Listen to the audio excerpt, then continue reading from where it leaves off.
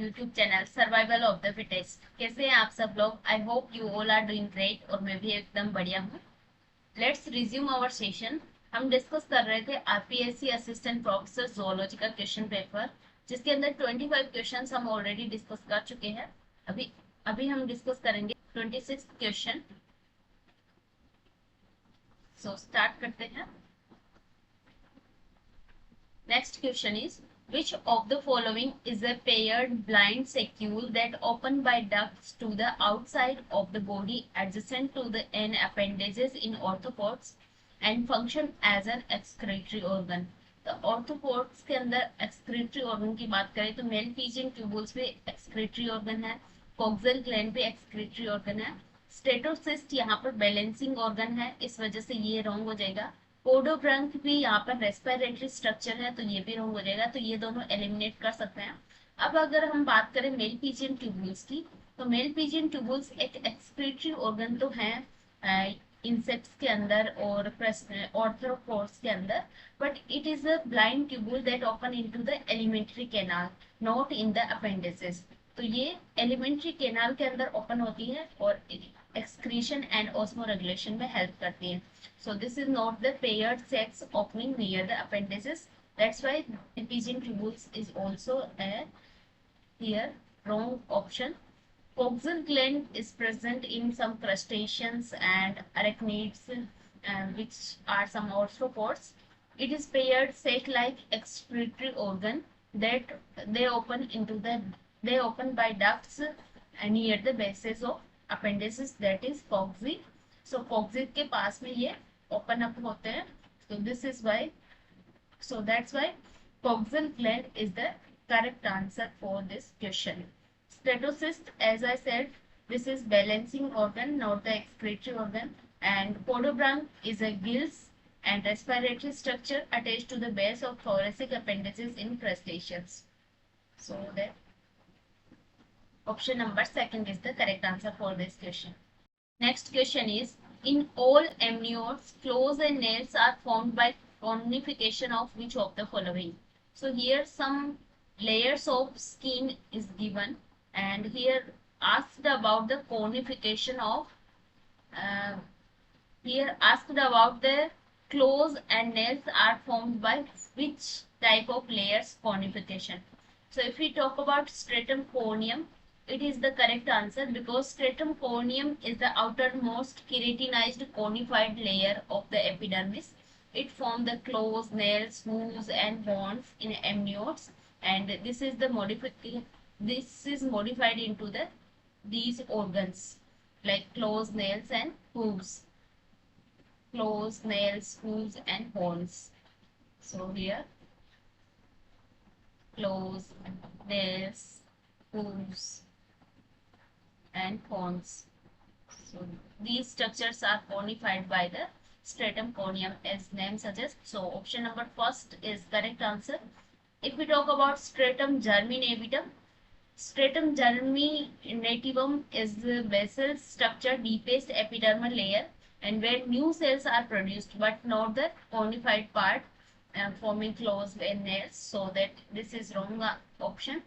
And stratum lucidum is also a translucent layer found only in a thick skin like our palm and sole of the foot. So it is present in palm and sole of the mammals, not directly responsible for claws and nails. That's why this is also a wrong option.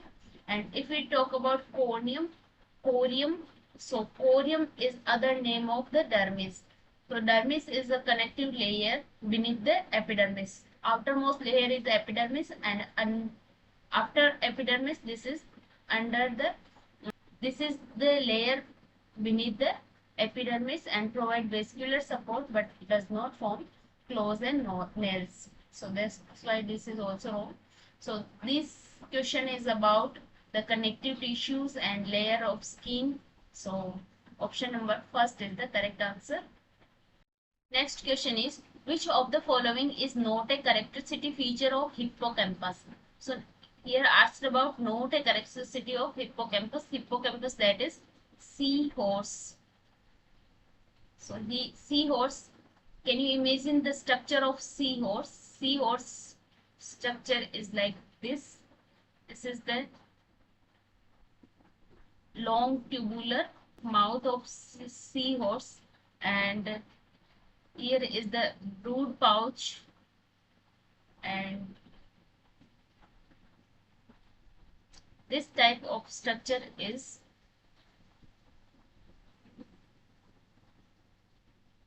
So this is the rough structure of seahorse, and here name is seahorse because of its mouth. Its mouth is look like a horse. That's why its name is seahorse.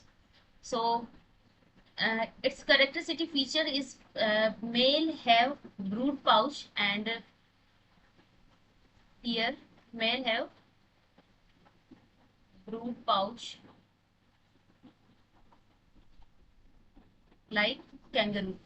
So its male have brood pouch on ventral side for carrying the eggs. Kangaroo uh, kangaroo carries young ones, but it carries the eggs. So it has brood pouch here. So this is the characteristic feature of seahorse, and its mouth is toothless and suctorial, where it feeds by sucking small prey, and its pelvic, ventral, and caudal fin are absent. So here only it has only dorsal fin and tiny pectoral fin. It have only tiny dorsal and pectoral fin, but it lacks the pelvic, ventral, and caudal fin. So these three fins are absent in the hippocampus. It have known it have prehensile tail. Seahorses have the prehensile tail used to grasp the seaweeds and corals and objects for anchorage. So this have prehensile tail, and it swims freely and vertically. They are little bit weak swimmers, so maintain an upright posture. So this is these maintain this type of posture, upright posture. So if we look at the options, mouth toothless and suctorial, yes, this is correct because its mouth is toothless and suctorial. Pelvic, ventral, and caudal fin are lacking. Yes, these fins are absent in the seahorse and hippocampus.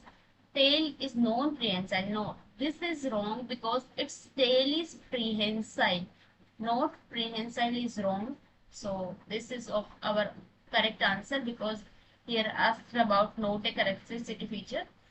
Next is swim feebly and vertically. Yes, this is correct because this is weak swimmer and swim as a vertically upright posture. So this is also correct. So option number third is the correct answer for this question. Next question is Rhamphotheca in birds is derived from which of the following? So first of all, we need to understand what is Rhamphotheca. So Rhamphotheca is outer covering of beak.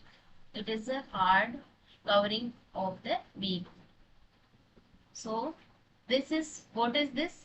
This is derived from the stratum corneum because hard surface like nails, claws, hooves, horns, these hard structure, conified structure are derived from the outermost layer of epidermis, which is stratum corneum. So this is correct answer. And Rhamphotheca is horny sheath and cover the beak of the birds. And it is formed by keratinization or conification of epidermis, especially the stratum corneum. If we talk about epidermal gland, birds do not have much epidermal gland apart from except from the uropygial gland, which is present in the tail region. So this is not related with beak covering. And if we talk about dermal plates, these provide bony support like premaxilla and mandible, but not the horny sheath itself. That's why dermal plate is also wrong. If we talk about male pigeon layer of skin, male pigeon layer of skin is also wrong. And if we talk about what is male pigeon layer is from stratum basal plus stratum spinosum. These two layers form the Malpighian layer, and these produces new epidermal cells but not the conified cell sheath. That's why this is also wrong. So option number second is the correct answer. तो आप देख सकते हैं इसमें कितने सारे questions tissue organisation से और कनेक्टिव टिश्यू से इनसे पूछे गए हैं. तो इसमें हमें टिश्यू ऑर्गेनाइजेशन से रिलेटेड जो टॉपिक है उसको भी अच्छे से रीड करना है, अच्छे से समझना है, क्योंकि इससे रिलेटेड काफी सारे क्वेश्चंस पूछे जाते हैं कि कौन सी जो स्ट्रक्चर है, कौन सी हमारी स्किन की जो लेयर है उससे डिराइव्ड हुई है. सो ऑप्शन नंबर सेकंड हमारा करेक्ट हो जाएगा. Next question is the innermost region of epidermis that has a single row of living columnar cells is called. So again उसी टाइप का क्वेश्चन है. इसमें एपिडर्मिस की जो इनर मोस्ट लेयर है उसके बारे में पूछा है. तो इनर मोस्ट जो लेयर होती है उसको बोला जाता है मेलपीजियन लेयर. और मेलपीजियन लेयर के अंदर ही जो स्ट्रक्चर होती है stratum basale and stratum spinosum, ये दोनों ही लिविंग सेल लेयर्स होती है. सो दिस इज, जैसा कि मैंने पिछले क्वेश्चन में भी बताया, तो यहाँ पर हमारा आंसर हो जाएगा मेलपीजियन लेयर. इसके अलावा बात करें तो मेलपीजियन लेयर की जो स्ट्रेटम बेसल है उसको स्ट्रेटम जर्मिनेटिवम भी बोला जाता है.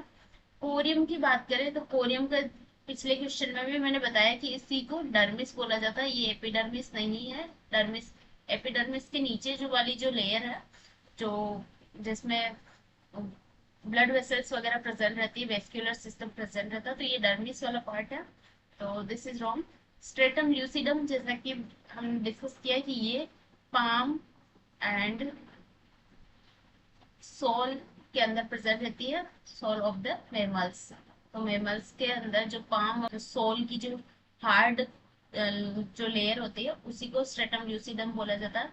स्ट्रेटम कॉर्नियम ये भी आउटर मोस्ट लेयर होती है. So this is outermost dead cell because this is keratinised dead cells layer होती है. ये लिविंग सेल नहीं है इसके अंदर. सो ये कॉर्निफाइड लेयर होती है. और single row living columnar cells that is stratum basale, stratum germinativum भी बोला जाता है जिसको, ये होती है मेलपीजियन लेयर के अंदर. So correct answer is Malpighian layer. Option number first is the correct answer. तो ये कुछ क्वेश्चंस थे टिश्यू ऑर्गेनाइजेशन से और कनेक्टिव टिश्यू से.